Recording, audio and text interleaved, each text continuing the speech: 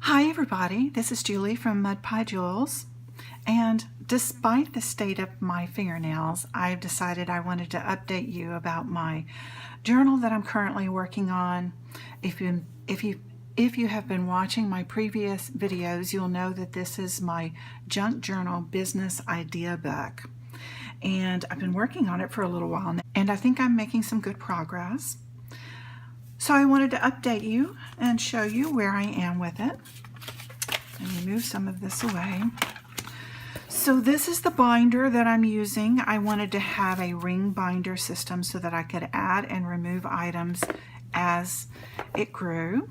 This is an old medical reference binder. It's in very good shape. It's very, very sturdy. And so what I've done so far is to create these tab divider pages. This is the cardstock I've chosen. It's Paper Studio, Kirby Teasdale Studio. And I really love the paper in it. But what I also like about it is that it's not very thick cardstock paper. And the reason I like that is because these tab divider pages take up a lot of room. There are 25 of them, and so I didn't want the bulk of additional cardstock taking up room within the binder. So I covered each individual tabbed divider page with a sheet of the cardstock. I used Yes Paste to adhere the pages to the tab divider sheets. That worked extremely well. I used Tim Holtz Distress ink to give it that vintage look. I used this product, the Tab Punch, to create these tabs on the end. Even though the original tabbed sheets had tabs on them, I wanted it to match the cardstock paper. So I used this to cut out. So I used this tab punch to cut those out, and this is what they look like. And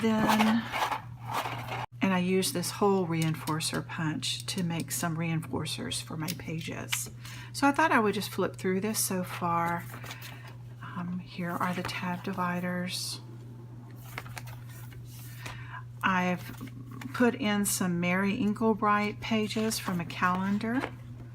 So this is my calendar section. The only thing I don't like about calendars is that when you put it into a binder with the page in the correct direction, then the opposite side ends up being upside down. So I'll probably end up covering these even though they have beautiful images. So those are my calendar sheets to take me through December. More tab dividers. I really love this paper. It's very romantic and Victorian looking. So I'll take you to the end here. There are 25 tabbed pages. I do have my table of contents created for my business ideas, and I'll be sharing those with you in the near future. Here is the paper that I have put into the book to stock my supply of paper. All of it is coffee stained. And here I have lined paper. Don't you just love that sound? I love the sound of coffee dyed paper. I have some music sheets of Hansel and Gretel.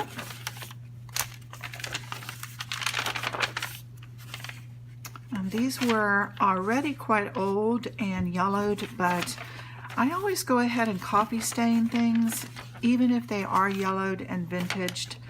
And that is because I have an issue with old books if they smell a little bit musty or you just don't know where they've been.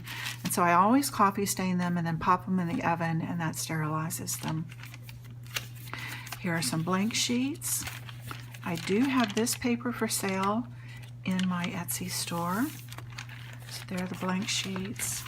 And I have some with some flip outs. So that is the beginning structure of my book, the interior of it.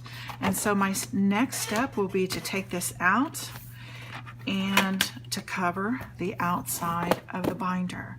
So that's what I'll be sharing with you next. I'll be working on that in the next day or so to cover this. I'll be covering it with fabric. So that will be interesting. I usually work with paper, but because this is such a large binder, I want it to have the flexibility of movement.